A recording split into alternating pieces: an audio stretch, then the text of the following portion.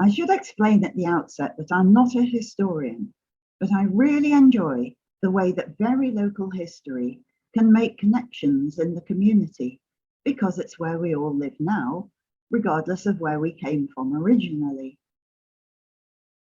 I love the fact that a large part of the premises of Muswell Hill Methodist Church started life as a mid-Victorian family residence.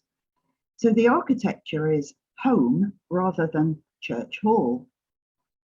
The reason for this is that in 1924, when the last resident, Samuel Cook, died in this rambling and rather dilapidated old house, the likelihood was that the whole estate would be sold for development. Thankfully, it was purchased and subsequently restored and refurbished by Guy Chester, who was a very active member of the local Methodist Church on the corner of Coney Hatch Lane and Alexandra Park Road. And for more than 90 years since then, North Bank has been a wonderful base for many church and community activities, groups and events.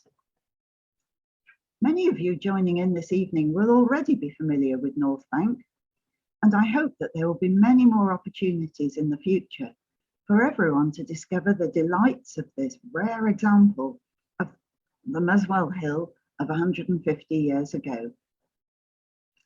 I have called this talk North Bank for Sale, and will make reference at times to this very fine auction schedule from the sale of the property in 1874.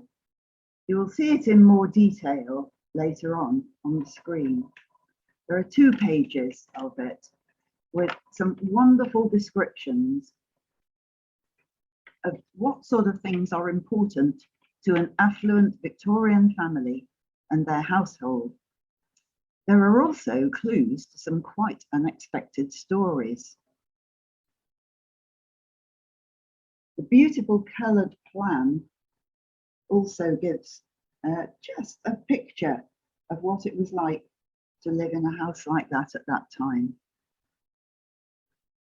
For most of the talk now, I will share my screen so that you can see some of the gems from our archives, along with more recent material contributed either from the community or with the help of the internet. If all of this is new to you about North Bank and you wonder what on earth we're talking about, this lovely photo shows North Bank from the west, with part of the new church here visible behind it on the right.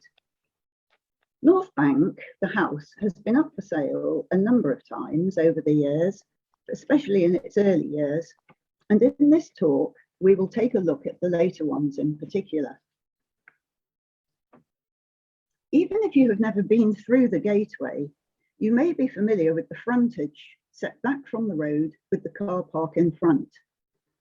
It's a modern design for the church, which carries on behind the tree here. And it was opened in 1985, but with nice pointy bits echoing the Gothic architecture of the house. The house had been built in about the 1850s. A little timeline here might be helpful. So a large chunk of time purely and simply as the family house, nothing to do with the church whatsoever. And that's the part we'll be concentrating mainly on this evening. Then, as I said, Chester bought it when the last resident, Samuel Cook, died. There was a short period when plans were gradually coming together as to how North Bank could be used. And there was then a refurbishment, after which North Bank started to be used by the church. Now, here's an early view of the old Methodist Church, which was on the corner of Alexandra Park Road and Coney Hatch Lane. So it's Coney Hatch Lane in front of us here. So not very far away from North Bank, just around the corner. And the two were used sort of in parallel for different uses for over half a century. After which, in the 1980s, early 1980s, a lot of problems started to appear with the church, with cracks and rot, and it was going to cost an absolute fortune to do anything with it. So the brave decision was taken to sell the site, and with the proceeds to build the new church adjoining North Bank, so that North Bank then officially became the church hall. A lot of the lovely 1930s stained glass was brought across to the new church and has been set very imaginatively there. So North Bank was then the church hall of the Methodist Church, but being an old Victorian house on 5 different levels, it was not wonderfully accessible, and quite a lot of the rooms couldn't be used for general community things. So after a lot of fundraising, 15 years ago, we had a whole year when North Bank went out of action. The church could still be used. Masses of steel went in. It's not obvious where it is, but I'll show you a lot of steel went in, because what we basically had was a fairly flimsy old Victorian family house, and we were wanting to put a meaty great lift in it. It couldn't be an ordinary lift, because on some levels you have to go out one way, and on other levels you have to go out 90 degrees around from that. So it's you've got to be able to turn wheelchairs around in the lift. So a big lift shaft is now in there, and a lot of steel to strengthen the roof and to make it fit for generations to come, we hope. It's very sturdy now. If we go back to one of the first photos that we've got of North Bank, the one on the left here, it's from, I should think, pretty well towards the end of the time when it was a family house. And from the picture that was on the advert for this evening's meeting, you can see that actually very little has changed. Main difference is that we have a conservatory here with some blinds down, but glass all the way round. Whereas now the wall is straight across. There are French windows and a solid roof on top. This one and a few more photos are from the family archives of Harry Webber, whose father was for many years a gardener at North Bank, working firstly for Samuel Cook and then for Guy Chester. And some of you may have known Harry, who lived at the other end of Pages Lane. Of course, with his father working there, he and the other children were able to use the North Bank Gardens as a fabulous playground. I mean, absolutely wonderful for them. And they were all extremely fond of North Bank. There is a bench in the garden from the Webber family in appreciation. Another one here, it is quite unusual because there's this little bit here. It's another of the Webber photos, this one taken from the south, and it has this extra part where the church is now. This section housed the kitchens with 2 floors of servants' accommodation above. But on the surveyor's recommendation, this part was demolished in 1932 as it was badly infested with dry rot. Thankfully, it was possible to rescue and refurbish all the rest, and you'll see some photos of how that was done later on. Back in 1865, this is the Ordnance Survey map from then. The Hermitage is here. It's an earlier name for North Bank, it's Pages Lane, and there are a lot of similar estates. You can see that there's not a lot of building in the area. To orientate you, there's St James's Church down at the bottom, the earlier wooden version, one with a wooden spire, at any rate, the roundabout, and the junction with Fortis Green. Pages, always a tie shape for Muswell Hill, with Pages Lane being the tie pin.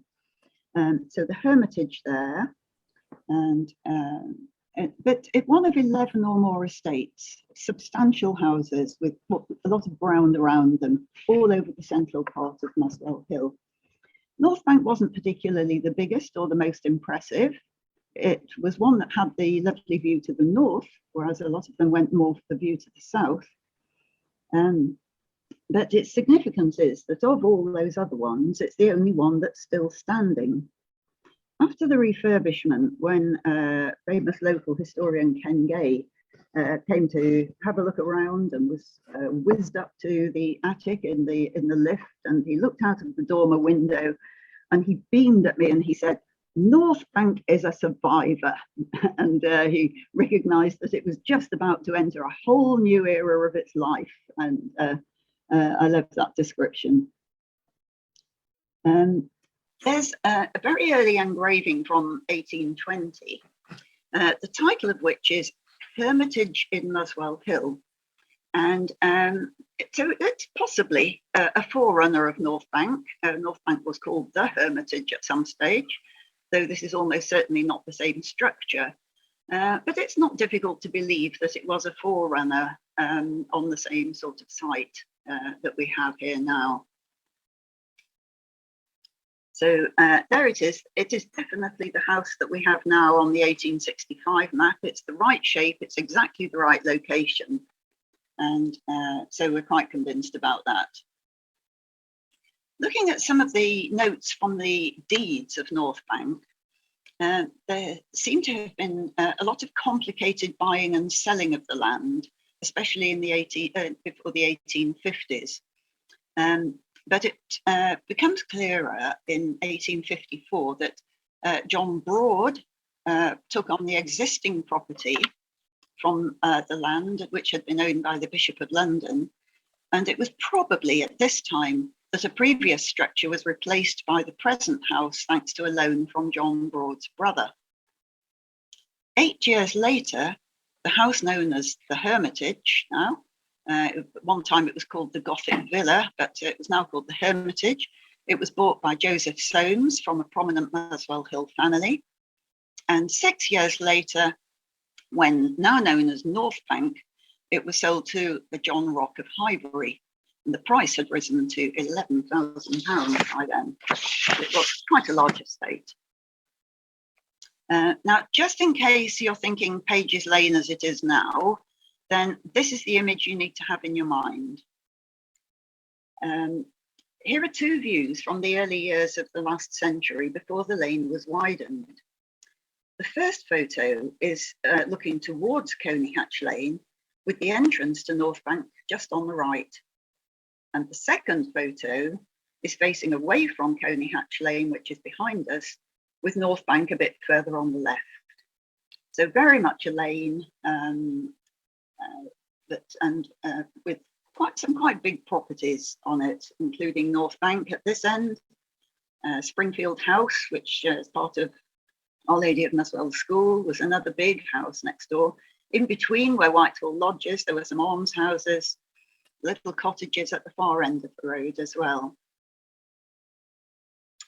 So what do we know about the rocks? Well, the 1871 census was taken 3 years after John Rock had purchased North Bank. So it gives us information not just about him and his family at the bottom of one page, but his household at the top of the next page. It's rather difficult to read in the handwritten version, so thankfully here is a transcribed and typed up copy. Census records are wonderful because they really bring a household to life.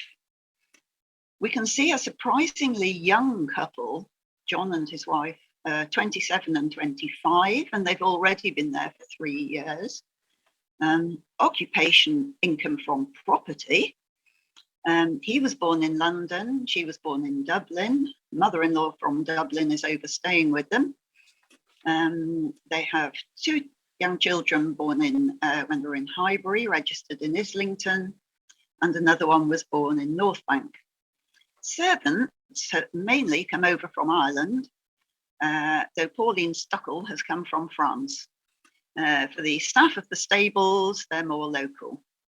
But from a census record like this, we can get a wonderful picture, a partial picture of the family, but also lots of questions being raised that we want to ask immediately.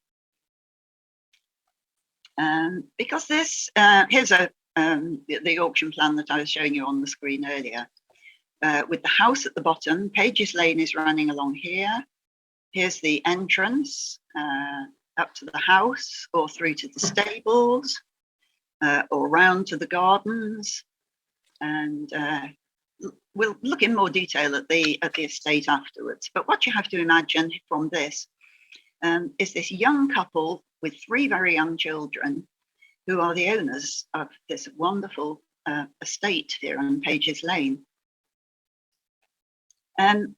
To uncover this income from property business, I was very pleased indeed to see John Abson on the screen, because John's wife Elaine has done a vast amount of the research that I'm using in this talk here. So lovely to have you with us, John. Benjamin Amberley is where we have to start, a potato salesman further down towards the centre of London. He was a bachelor. He had a servant called Thomas Rock, who'd come from Ireland, who graduated from washing potatoes to being a groom or a porter. Benjamin had a brother and a sister who came to live with him, Mrs. Tebbit. She brought her servant Julia Wool with her. But these two died in quite quick succession. They both left all their money to Benjamin. So as well as all his own business interests and property that he was gathering, he also had the family money as well. Now, when Mrs. Tebbit died, Julia Wool stayed on in the employment of Benjamin Amberley. She got together with Thomas Rock, and they married secretly at an Anglican church in central London. When Benjamin got to know about it, he was very sympathetic about it, and got them a little cottage so that they could set up home together there. And that is where Thomas and Julia had 3 children, John, Julia and Thomas, but only John and Thomas survived. Then Benjamin, the bachelor with all the money and the property, died in 1855, and he had decided that in his will he would leave the whole estate to John and Thomas. But the year after Benjamin died, Thomas Rock Jr. also died. So at the grand old age of 12 or 13, John Rock inherited everything, including all the rental income from the property that Benjamin Amberley owned. So most unexpected turn of events for this potato washing servant and his family. Obviously, there was some good advice given as to securing John Rock's future. He went to a Catholic boarding school in Hertfordshire, followed by doing degree level philosophy at Stonyhurst, a Catholic college in Lancashire. He married Mary San Giovanni in Dublin.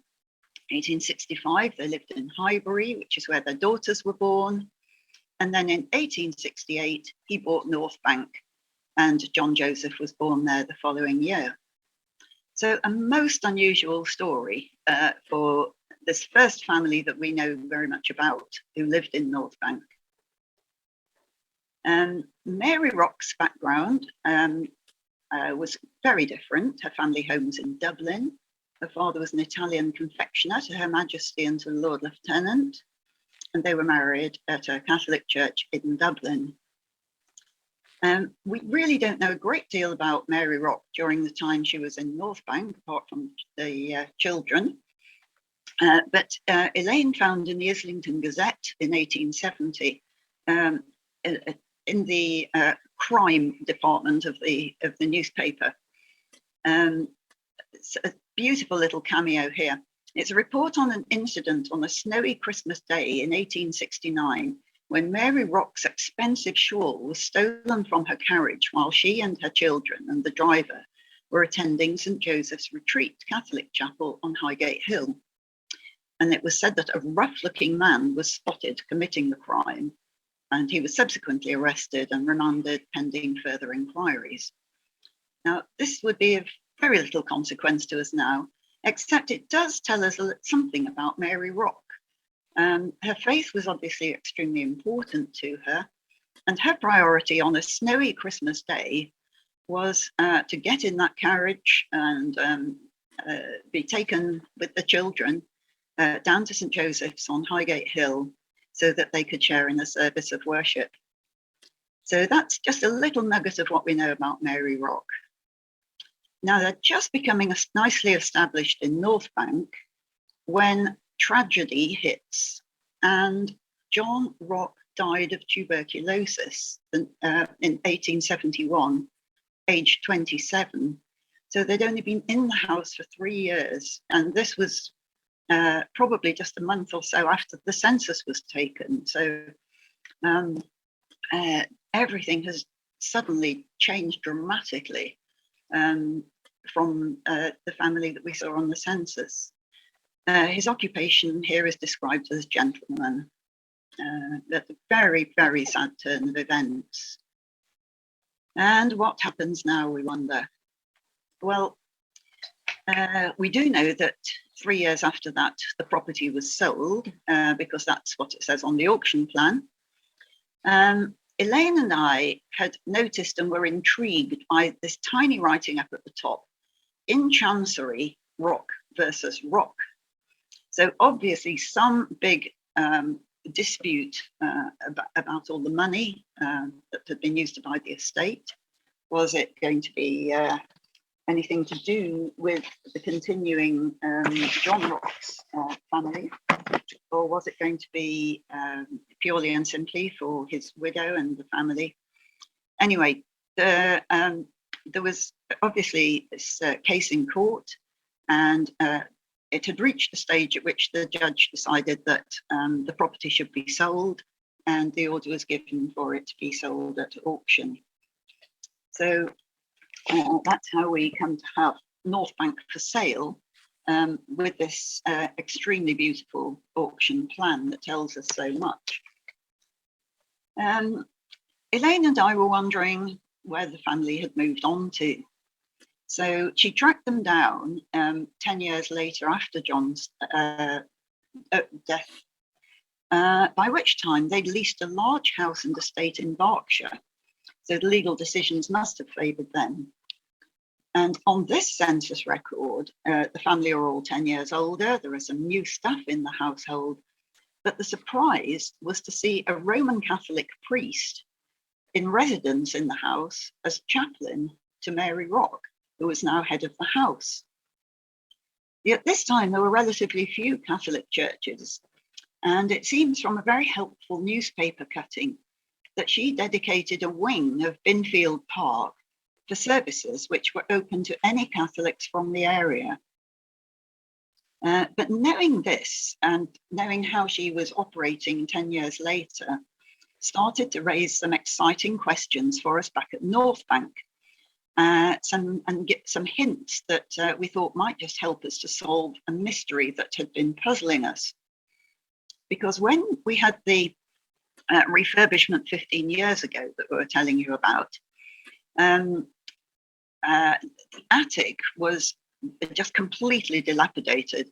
It hadn't been part of Guy Chester's previous refurbishment in 1932. It had just been used for storage. There wasn't particularly any use for it. There was all this wood cladding. Some of it had Hessian stuck on it with a bit of wallpaper over the top of it. Lovely shaped doors for to fit in with the architecture of the roof. And we were quite puzzled by some little tiny paintings that were on some of the beam supports, like this little fleur-de-lis here. But because of the nature of all the structural problems that there were in the attic, all that wood cladding had to come off, so everything was very carefully photographed. We were interested to see that the marble pillars that had been there, that were always a bit of a mystery because the marbling was only painted on them, were definitely not structural at all, which was bad news because we rather hoped they were. So these had obviously been added just for pure cosmetic purposes at some point or another. Here are another two of the little pictures. There was, in the far part of the attic there, a little lily and a monogram. We puzzled quite a bit about the monogram there, and we tried to make the letters work with the names of the people who were living in the house, and it didn't work at all. But once we knew about Mary Rock having Catholic worship in her house in Berkshire, We just wondered whether the same sort of thing might have been happening in North Bank. So we looked again, and lilies are certainly religious imagery, so that one was good. Tried to see if this was perhaps VM for Virgin Mary, knowing that they were Catholics. So I asked Father Charles, who was priest at Our Lady of Muswell at that time, to take a look at these photos and explain the story to him. And he said, no, that's definitely not VM. He said, it's AM, Ave Maria with a Sacred Heart. And so we've got the AM and a Sacred Heart here. He said, there is absolutely no doubt about it. It's classic Catholic iconography. That most certainly was a place where Catholic worship was going on. So this little bit of the attic where in amongst boxes of stuff that we'd rummage around, we'd occasionally have squirrels jumping out at us and things. We have to have a very different view of it from in the late 1860s. But it was a wonderful discovery, with the clue being the Roman Catholic chaplain as part of her household in when they were in Binfield Park in Berkshire. Now, lots of small print here, very difficult to decipher, but we have transcribed it. It's really just a newspaper cutting giving the information about the auction sale. And most of this at the beginning and end of it is word for word what was there in all those wonderful typefaces on the auction schedule that I showed you. The exciting thing for us was that there was a bit in the middle that was completely new to us and probably was on a page that we haven't got, must have gone adrift from the rest of it at some point. So it was entirely new information for us. And this told us about rooms inside the house. The other was mainly about the gardens outside. And this is the bit that we didn't know anything about until that cutting was actually, I think, Elaine's last discovery last May on her internet detective work. And this part says the residence is approached by a carriage drive and contains an elegant double drawing room overlooking the lawn, the dining room, library, morning room, a noble billiard room, 11 bed and dressing rooms, bathrooms supplied with hot and cold water, a room fitted up for a private chapel, elegant lobby and entrance hall, 2 conservatories, and well-arranged domestic offices, 2 dairies, and good wine and other cellars. So there we have complete authentication of our theory that there was a room fitted up for a private chapel, which is quite unusual and a very special bit of the North Bank story. But the auction went ahead. North Bank was for sale in 1874. And we will just think, just to orientate us a little bit, from the auction schedule, here is the house. The red line outline shows our premises now. So North Bank pretty much intact, apart from that bit on the left with the servants' quarters that was riddled with rot. That part has now become the church hub, the church coffee area. And then the bit with all the curves and the interesting shapes on the left is our church sanctuary, going over where part of the kitchen garden was. So this is the area that we're talking about. And these were some of the descriptions all about it. So let's see what's special about North Bank that the auctioneers, people organising the sale, would like to draw to people's attention, and whose attention would they like it brought to. What's special about North Bank? So there's 1 or 2 features here. Target audience, it's designed for a first-class family we have here. It's an excellent family residence. So that's who we're aiming this at. The next bit, the residence, which is replete with every convenience, commands extensive views over an undulating and well-wooded country. We can see here from, this is the 1895-96 Ordnance Survey map. Here is North Bank, it's called North Bank now. The a little bit more in the way of housing, but still not a great deal. The big houses where the flats are on Coney Hatch Lane, and these mid-Victorian villas are still there now. But from North Bank, if you looked straight ahead, so slightly west of North, there was just nothing in the way between you and the skyline in Hertfordshire. So down across the fields to the brook that runs along where the North Circular is, and then right up the other side for Barnet, and right the way through to Hertfordshire on the skyline. I took this photo underneath this morning from the dormer window that we had put in treetops, the attic room, because from the first floor now, you get a wonderful view of the houses on the other side of Pages Lane, and even more so from the ground floor.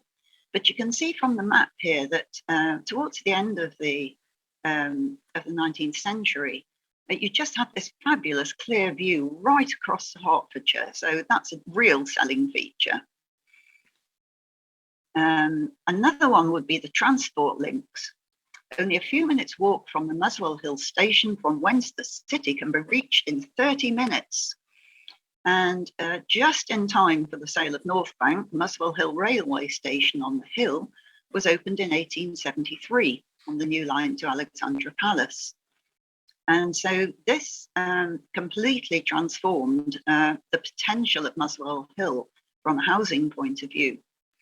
And as you can imagine, in the all those Victorian estates that we saw dotted around Muswell Hill, they didn't last very much longer because they were prime building land for beautiful Edwardian houses that some of you may live in, where professionals could live with their families and households and just be down in their offices in central London in 30 minutes.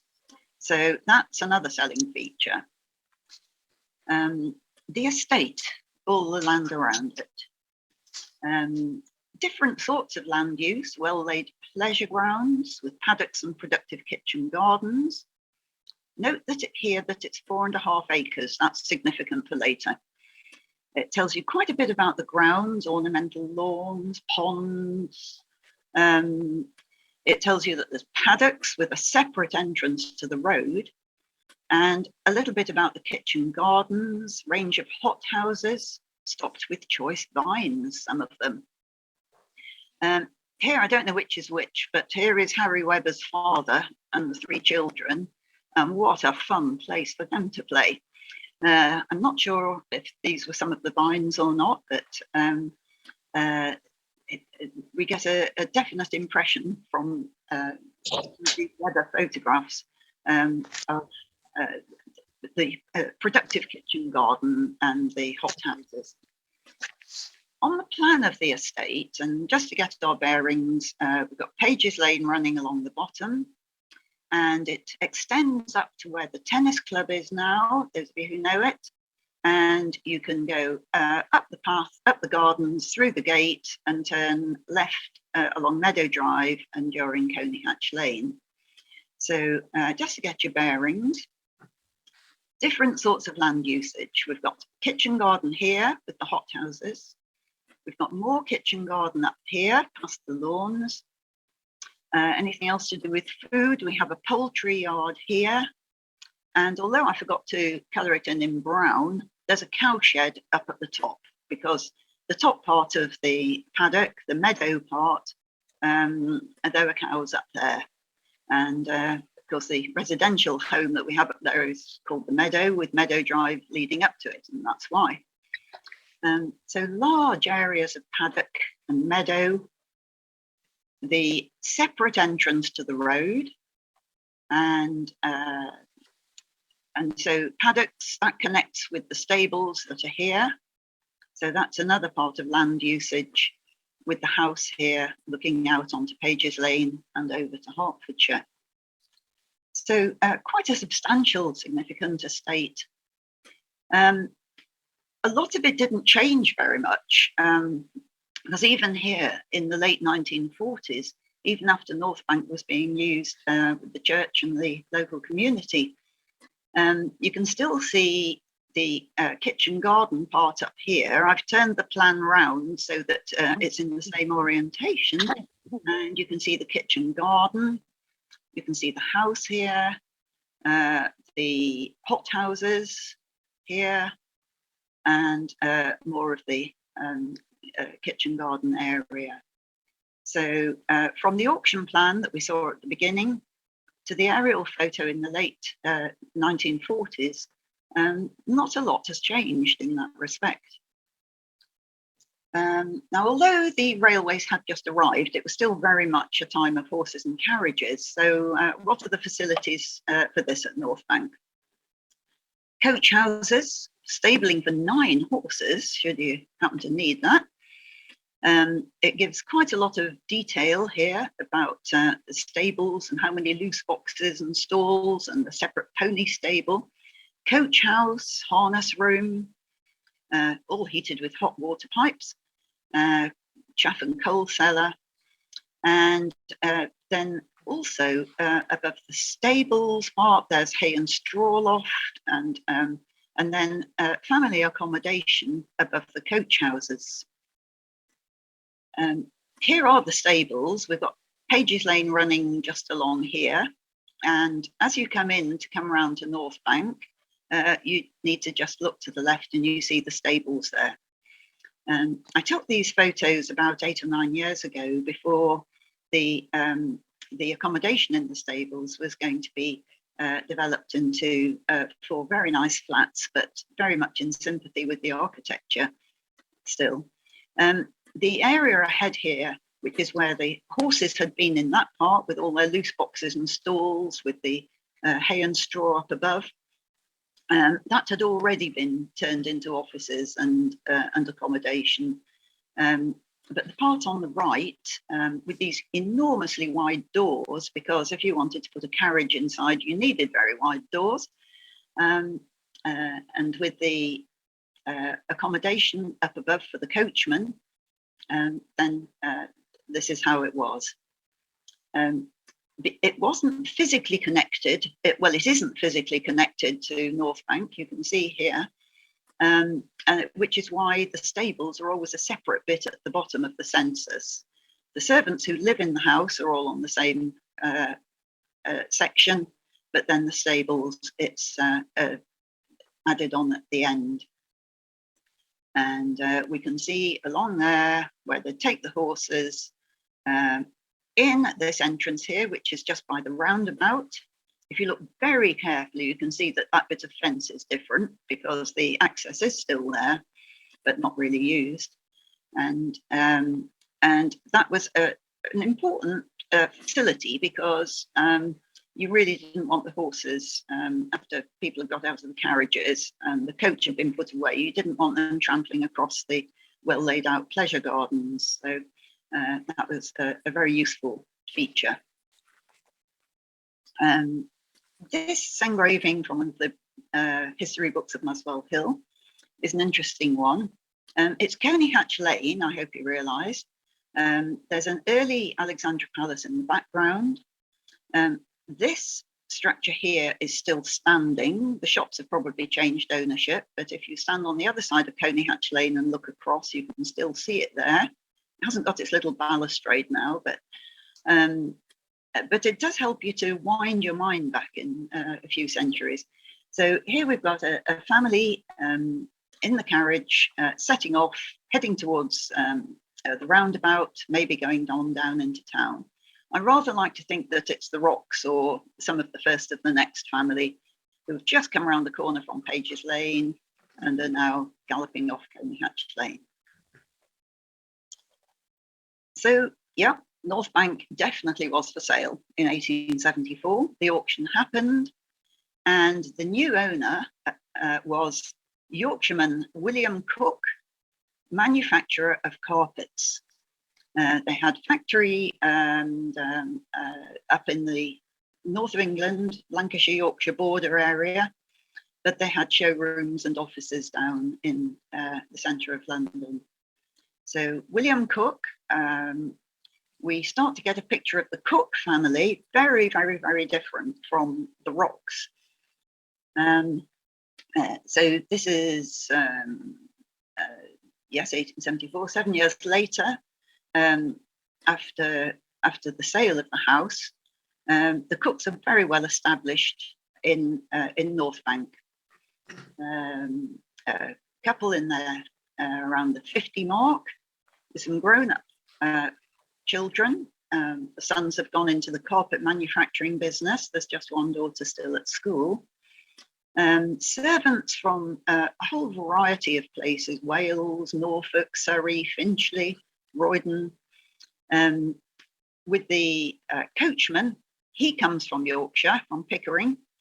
And so possibly there's a family connection there with William Cook, and perhaps somebody who worked for his father in Yorkshire. But a very different family altogether. And already with the couple in their early 50s by this point. The Cooks loved North Bank. As you saw earlier, there were a lot of quick changes of ownership. I think the Rocks would have stayed a long time, except for the tragic circumstances. But the Cooks, I think, probably were a first-class family. They were. There's a lot to be said for them. They did a lot of charitable work, and fine, upstanding family. Now, we've got a lot of census records of the Cooks. That one was 1881. We also have 1891, 1901. Here is the 1911. So you'll note that round about this time, this is when all the other big estates were being sold off, and the land becoming Edwardian Muswell Hill. But the Cooks are resolutely staying at North Bank. They are not selling. So here they still are. There's rather a lot of people in the stables. The Clements had quite a big family, but it all seems to have worked very well. When we get the 1921 census, which should be available to the public quite soon, it was delayed a year because of COVID, we'll be able to see who, if anybody, was still living there with Samuel Cook when he died in 1924. I'm sure that there were some servants there to help him out, and I think most of the rest of the family who had been living here had died by then. A little snippet from the Hornsey Journal. Death of Samuel Cook JP had caused much anxiety to the YWCA, because Samuel Cook, I think you probably need to see this aerial plan for this. We've got North Bank here, and this was another house called Devonshire Lodge that was on the corner of Pages Lane and Coneyhatch Lane. And Samuel Cook had bought that. That had become part of the estate. He also bought various other bits of land. Whenever anything adjoining North Bank came up for sale, William Cook would buy it and extend North Bank rather than everybody else who was selling off their land. The blue, I've put a ring round because that's where Guy Chester lived, who you heard about earlier on. Now, Samuel Cook, in the rather dilapidated North Bank there, he had made Devonshire Lodge available for the work of the base for the YWCA in the area. Was doing a lot of very good work supporting young girls who were in service in the big houses and giving them a chance to have fun and recreation. He was in the process of providing them with a recreation hall. We think, because this is 1947, that the hall on the left of the circle there is probably the hall that was being built. Guy Chester's wife, Winifred, was also very much involved in this, and among many other charitable enterprises in the area. And so there was considerable consternation that when Samuel Cook died, that if the whole estate was then sold for development, then what was going to happen to the YWCA and the partly built hut? Well, in this little newspaper cutting that we had here. It says that fortunately, Mr. Henry Cook, his late brother's, said that his wishes were in sympathy with his late brother, and he would make sure that it was completed as it was. And we have the opening of it there in Devonshire Lodge.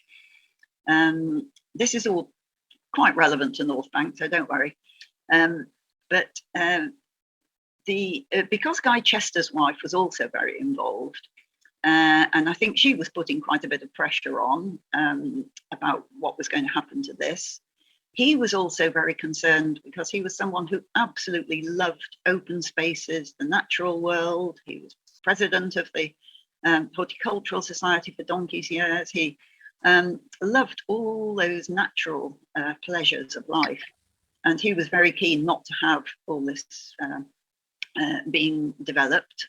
We would have had another road like Pages Hill with nice interwar houses right up through the middle of North Bank.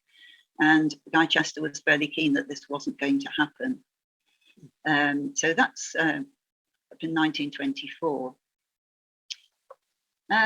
So Samuel Cook, there's lots to say about the Cooks, but not this evening. So we're going right through to the end of the Cook era when Samuel Cook died. And at that time when Guy Chester bought the property, a set of drawings was made. Possibly he was wondering what he was going to do with the house. He wasn't quite sure, but being a very methodical person, this set of drawings was made. And so the north elevation of North Bank there, with the servants' quarters that were demolished because they were riddled with dry rot. The west elevation that we're becoming familiar with the conservatory there. And the ground floor plan, which is terrific because it helps us to see how the whole household functioned. Larger rooms on this side of it with the gardens around. Drawing room accessed from the hall here. The lounge, an archway through to the drawing room or through to the conservatory. A separate wall here, solid wall, the fireplaces in it, and the dining room, so that the access from the kitchens could come along here into the morning room or into the dining room. The library here and the morning room. Now, some of you may think that this has a rather familiar feel about it, and you'd be absolutely right, because when Guy Chester did his refurbishment that opened in 1932, this was all made into one big room, the garden room, that's very familiar to many of you. Where the conservatory is, that was made into a wall across there with French windows, straight wall across with a solid ceiling above it. And so all this into one big room here for all sorts of different events. Because the kitchens had been demolished, the library was then made into the kitchen, and that was remodeled in our refurbishment 15 years ago. The morning room is pretty much as it is now, the lounge, except we've got some windows in those walls. The main stairs going up. But this, where the rooms are a bit smaller, and this is the functional end of the house, is quite different. With the kitchen, the scullery, pantry, tool house, coal house, steps down to the cellar for storage of food, all quite different, and the set of stairs that went up from there as well. So we can really start imagining this whole household functioning together. This is one of just 2 photos we have of furnished North Bank. It was probably taken right at the end of Samuel Cook's time. It might even have been set out at the auction of the contents. But we've got the windows to the gardens on the right. There's a door in this wall now, and you can go across to the kitchen on the opposite side of the hall. And so it's a place that a lot of you will have walked in, I think.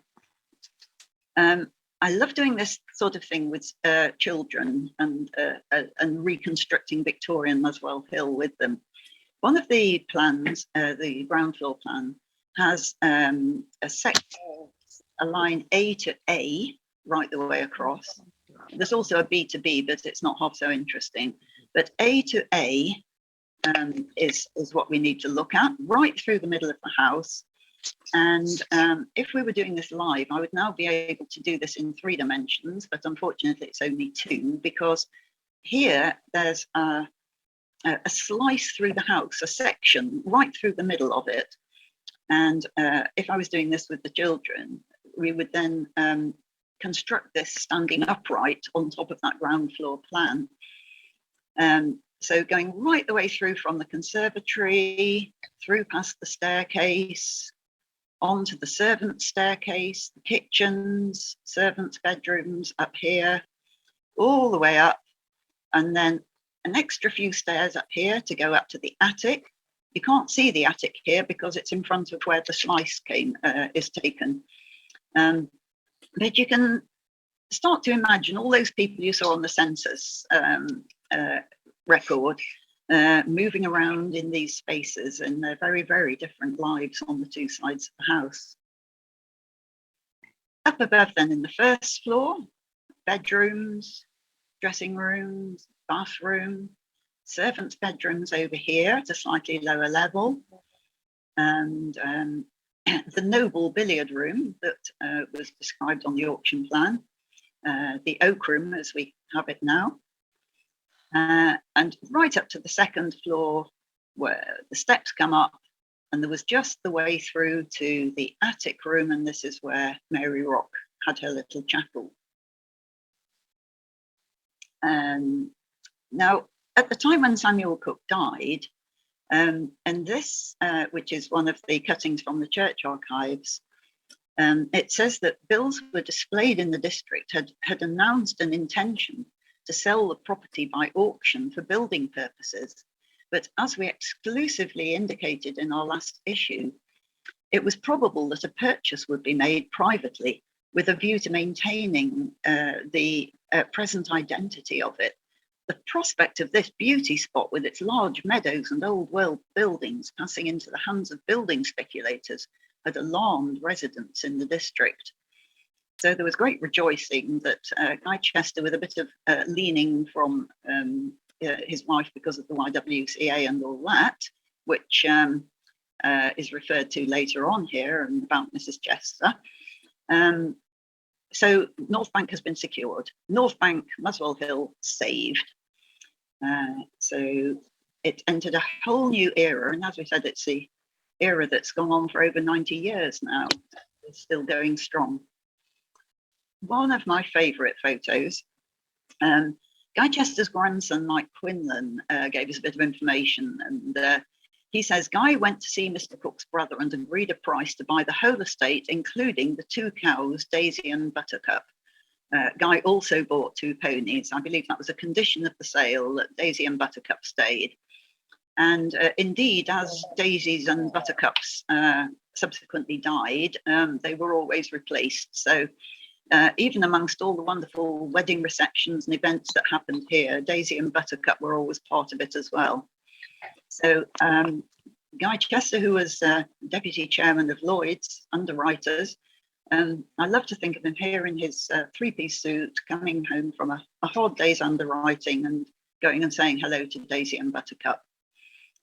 What was incredibly sad for Guy Chester was that just after he had bought North Bank, in that period before it was refurbished and reopened in 1932, his wife died after an operation in hospital and left him on his own with a little 7-year-old Edna. So he had this tragic circumstance in his own life. He stayed living in Hazelhurst with Edna, and various other people came and stayed as well. But he loved coming into the North Bank gardens and being with the cows and in the natural world there. And in a little commemorative booklet that was produced in 1947, when he gifted the whole estate to the National Methodist Church, he says that it's his fervent hope that This will join those of us who love North Bank in preserving its character and extending its usefulness. So, 75 years later, how are we doing? In these recent photos, you can see the oak panelling and distinctive ceiling of the oak room, the original tiles in the hall, the arch leading to the bay in the garden room, and the wide back door from the gardens with bell above and boot scraper below. The usefulness is ever growing for church and community. Just since the lockdowns, lovely spaces have been created in the gardens, including a labyrinth to follow, a quiet spot by the 370-year-old chestnut tree to think about change, and a hopscotch for anyone of any age. Toddler songs and games were enjoyed outdoors in the summer, and the Horticultural Society show was back both indoors and out in September. The unusual black and white picture of the mulberry tree with the house behind was taken recently using a pinhole camera in a community project working with recently arrived asylum seekers who are in temporary accommodation in Muswell Hill. Funding from Muswell Hill and Fortis Green Association helped to make this workshop possible. And so the North Bank story continues, true to the tradition set in the 1930s, but with ever-evolving relevance as we look to the future. So please come and visit. You will be very welcome.